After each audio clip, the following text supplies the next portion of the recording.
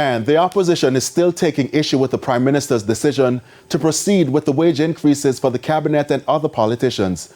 Mark Golding is adamant the increases are not in line with the realities of other Jamaicans. Mr. Golding also reacted to the decision by Prime Minister Andrew Holness to forego a wage increase.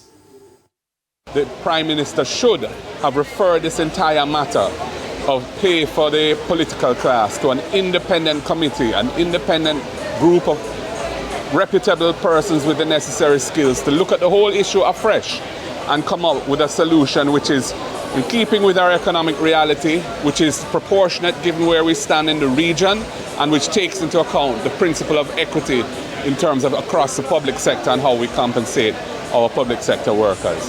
In terms of the Prime Minister's announcement, well, obviously, he was feeling the pressure and belatedly tried to do something to take pressure off himself.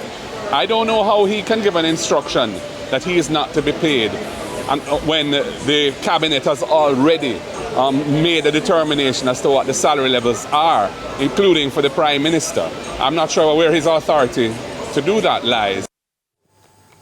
The president of the Jamaica Manufacturers and Exporters Association says the Prime Minister's decision to forego his salary increase will not ease public anger. In an interview with our news center, John Mahfood said the Prime Minister and his cabinet misread the country when they announced a massive salary hike for the political directorate. And I don't think it's going to achieve the effect of smoothing or softening the impact on politics by what he has done. His cabinet was surprised at the backlash, and I think that's an indication that they're not reading the public very well. They are overestimating the work that they have been doing and the impact on the everyday man.